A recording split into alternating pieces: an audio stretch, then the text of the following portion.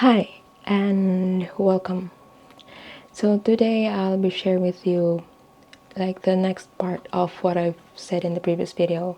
In the previous video I talked about how ego destroys relationships, how it destroys you, your future, and how your inner child.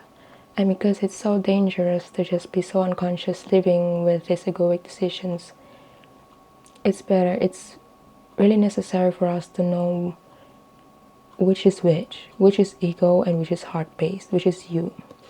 You will know that this is egoic decision because it divides. Ego is about divide. Ego is about left and right, right and wrong, black and white. Heart-based decision, soul-based decisions is about unity, community, being one. And because it's like most of us, we are functioning based on ego. That's why we're seeing our world destroyed. Because just imagine if your leader, like a president or so, is following the heart-based decisions, you will not see people suffering.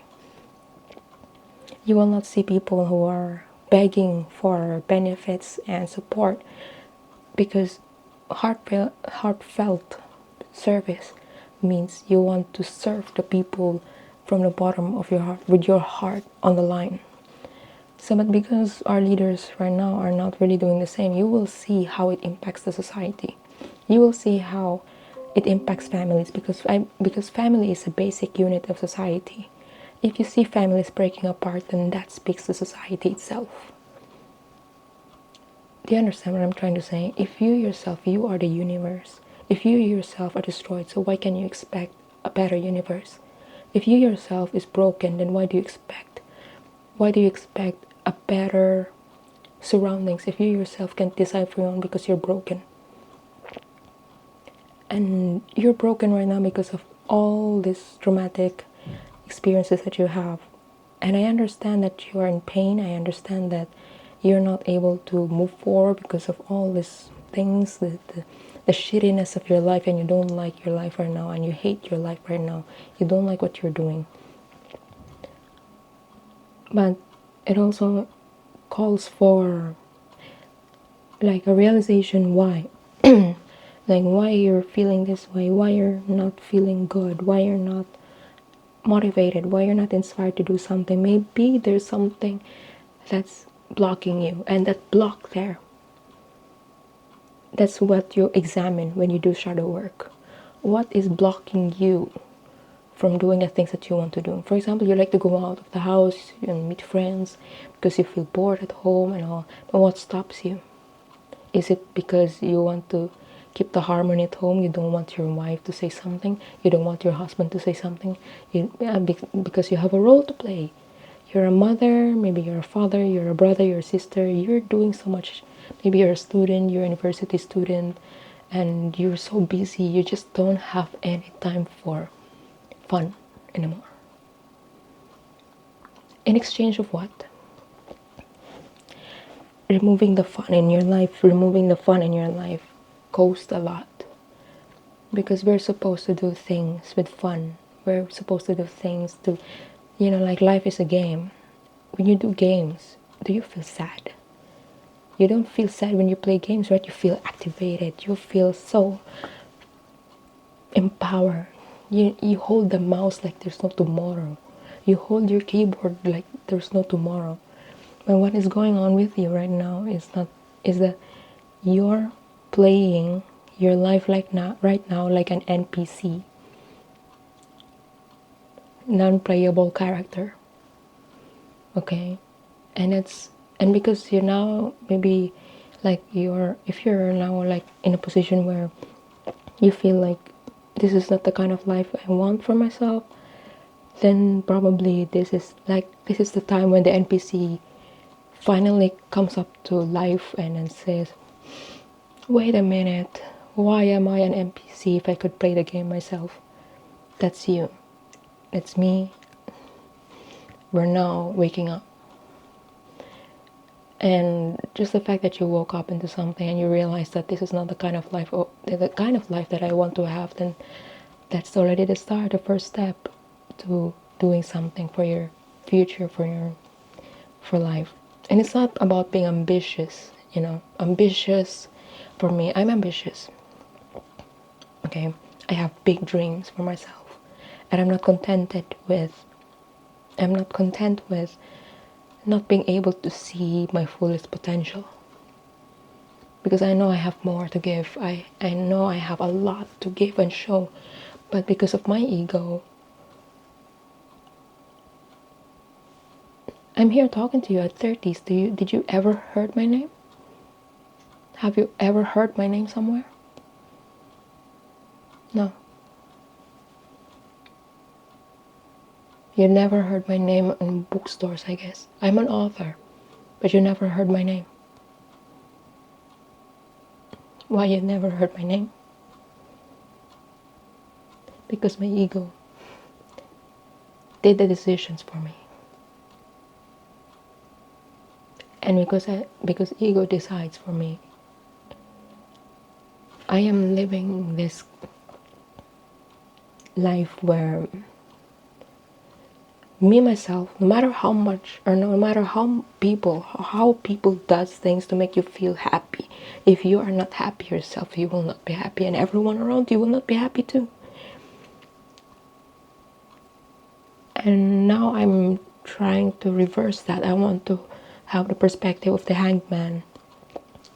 Like in tarot, the hanged man is calling you to change your perspective, to change your mindset 180 degrees. So, and because of that, I'm adjusting to it. It's new to me. It's really new to me to walk along with my heart on the line, to walk on earth with my soul speaking out loud in energies, with my inner child so free, in a way where there's finally the outlet for me to release all of that pain and all that stuff that my inner child has been carrying all these years through fiction. I feel hollow. I feel it's not like energy drained, like you did so much in a day and you just feel so tired on the couch. Sometimes, yeah, I feel like that. But the kind of hollowness that I feel right now after like trying to get used to with this is like, it's like some kind of heavy pain in your gut was removed from you. And I really feel it now, just after talking to you and just letting it all out, just talking out loud of how my life has been, just made me realize how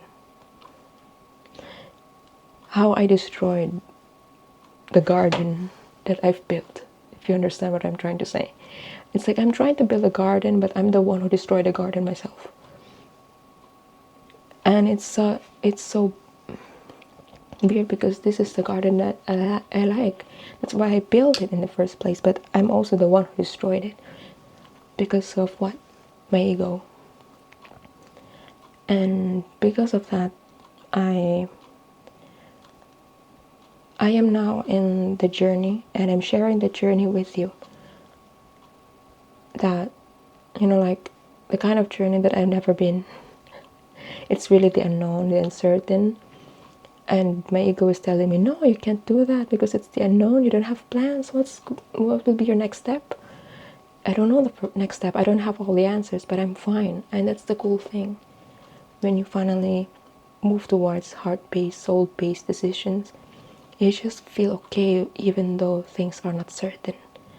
You feel okay and centered and grounded even though you're not in the place yet. You're still in the middle of transitioning from one phase to another for a better one, but you feel like you're so elated. Not really elated to the point like you're in cloud nine. You just feel okay. You're not sad because you're not mourning for yourself, or you're not even in the cloud nine where you just lost touch with reality. You're just here. the here and now. And if you're someone who's in the middle of transitioning between the ego and you want to lead your life towards the heart-based, soul-based decision, you want to lead your life with your inner child playing out in the open without caging it as if it's like some jinjuriki that you have to hide. You see how Naruto was when he finally freed the jinjuriki. And that's the same thing with ego. It's the same thing with your demons. It's the same thing with your, because I believe the inner demons, this is like your inner child becoming a monster. And because you decided things unconsciously all through these years, your inner child has become a monster, and that monster is destroying you. And if, like Naruto did, if you could just sit down in front of it, you still caged it because it's dangerous. You saw how Naruto was talking to the Jinchuriki, the Nine Tails. He was careful, he was scared. But that's the same thing as you. That's the same thing with you and me. And that's how I dealt with my inner demons. And because I have Scorpio moon, it's if you have a Scorpio moon, then you could imagine how it is. Like how my inner child has, how my monster has dominated most of my life at a point. Like I decided things based on fear, based on anger, based on jealousy, based on, low vibrational stuff. And which is not even the very thing that I like to do if it was me deciding. So I don't know if you understand what I'm trying to say today, but it's just a call to finally sit down with your Jinchuriki and talk to him, her, and just be there. Watch it as it does its usual thing, tantrums and all that. Just watch, observe, because it will take time before you can settle down with it, and it will take time before you can finally say, okay, are you ready now? Let's talk. Can we have a coffee now? And for me, after 3 years of shadow work, the only time that I was able to say that, okay, let's have a coffee now, is after I wrote the novel. 3 years. 3 years of trying to, like it wasn't easy because I was punching walls. I was slamming things, throwing things. I was like, when I wrote Strokes of Desire #1 first draft, I remember writing Valon's part where he was cutting himself and all that. I remember I had to stand up, get away from my desk, and punch the table several times. I cried, I lashed out, I was not in a good condition, but I still did. It took me 3 drafts to finally say, wow, that was me. And that's why I'm writing fiction. It's not just because I want to be an author. It's a childhood dream for sure, but it's more than that. It healed me. I never thought fiction could heal me.